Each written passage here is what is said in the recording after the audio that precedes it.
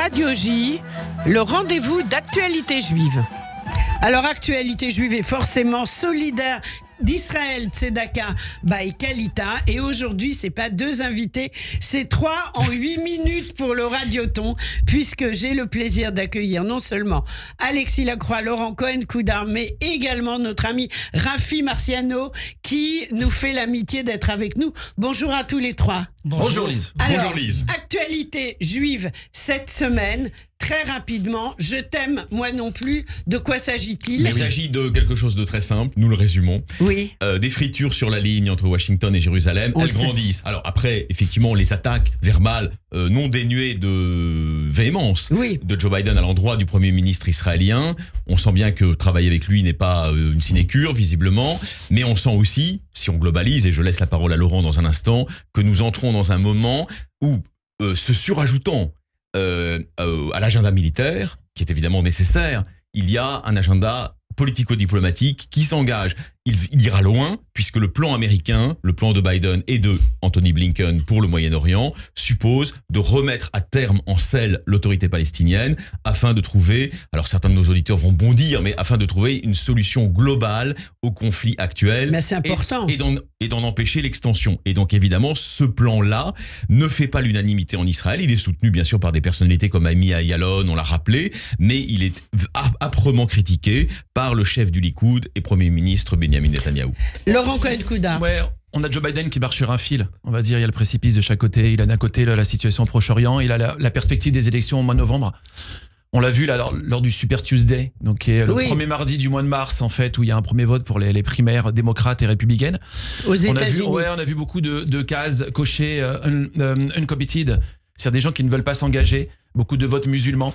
Il a aussi la pression au sein des démocrates. Il faut savoir qu'il y a les socialistes démocrates, les progressistes, avec des femmes comme Rachida Tlaib, ou Ilhan Omar, Rachida Tlaib d'origine palestinienne, qui a été refusée d'entrer en Israël dernièrement pour ses positions antisémites notoires. Bien sûr. Et voilà, aujourd'hui, il est là, il a une pression également de sa vice-présidente, qui lui dicte un petit peu Kamala Harris, ce qu'il doit faire. Donc il est entre son alliance historique avec Israël, avec l'État hébreu, et forcément cette perspective d'élection au mois de novembre. Alors je voudrais dire que j'ai passé ma soirée avec vous hier, puisque j'ai lu attentivement ce numéro d'actualité juive. C'est trop d'honneur que vous nous faites. Non, pas du tout. C'est passionnant.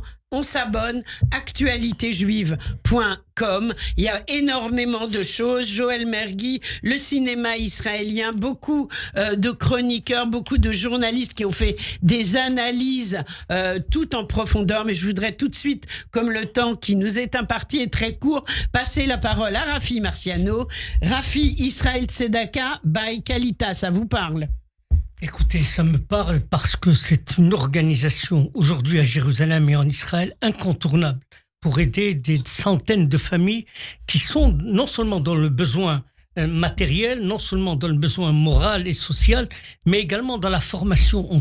Kalita est là de 24 heures sur 24 pour apporter à ces Olim qui sont déjà en Israël, mais ceux qui arrivent, en tout cas des réponses à leurs problématiques professionnelles, sociales, pour s'intégrer très rapidement dans l'État d'Israël. Alors, pour renforcer juste ce que vient de dire Rafi, c'est un tikkun extraordinaire que réalise cette organisation, présidée par Mark Eisenberg avec Ariel Kandel. Ils font un travail extraordinaire pour l'intégration des Olim, mais aujourd'hui, c'est vrai, pour venir en aide à des familles sinistrées par les attaques du Hamas, meurtries par les attaques. 3300, près de 3300 personnes vont être aidées au cours de ce radioton, si on veut, de Tzedaka by Kalita. Plus de 6 000 enfants, 3 292 familles, c'est énorme. Oui. Donc c'est indispensable d'y participer. 3 300 familles, ça veut dire 25 000 personnes. Bien facto, sûr. Donc c'est indispensable d'y participer. C'est le cœur du cœur de la communauté française et francophone d'Israël qui est directement concernée par vos dons.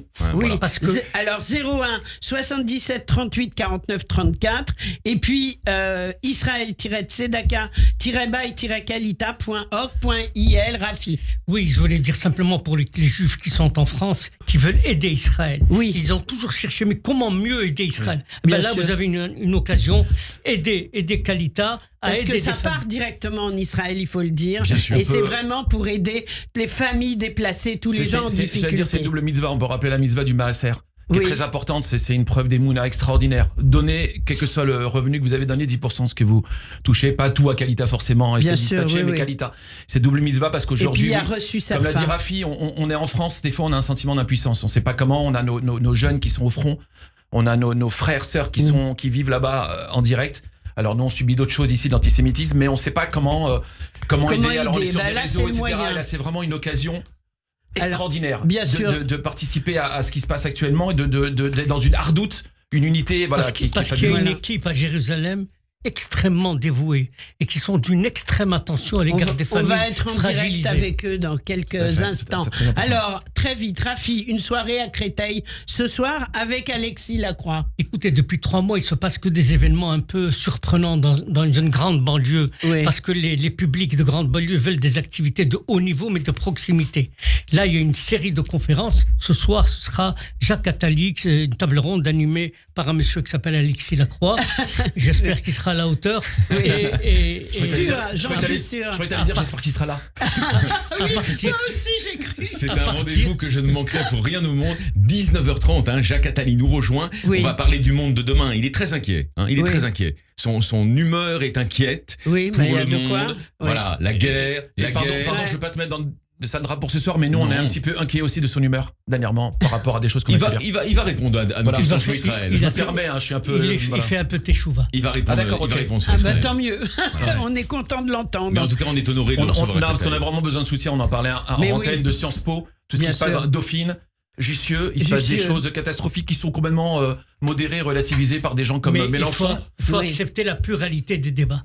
Bien sûr. Il faut accepter la pluralité des opinions. Là, on parle d'Attali, on parle pas de la fac. D'accord, je croyais que tu parlais de... Là, en revanche, ce qui se passe dans les universités est réellement problématique. Mais il y a un débat dans la communauté juive, et c'est vrai qu'il est important de le faire vivre, depuis des gens qui sont sur des positions traditionnelles de Shalom Arshav, jusqu'à des gens qui sont sur des positions plus conservatrices, plus likoudniques, et c'est normal que ces gens-là se parlent, c'est très important. C'est la vocation d'ailleurs d'un média comme Actualité Juive. Alors, je pense qu'on en parlera d'ailleurs de tout cela dans le numéro de la semaine prochaine. Pour l'heure, actualitéjuive.com, des analyses tout en profondeur, des articles de fond, beaucoup de travail réalisé derrière tout cela. Une très belle équipe. Une très belle équipe que j'ai le plaisir de recevoir toutes les semaines dans ce studio. Merci beaucoup à tous les trois d'avoir été avec nous, Alexis Lacroix, Laurent Cohen-Coudard et Rafi Marciano. Et quand vous le souhaitez, bien sûr, sur Radio J.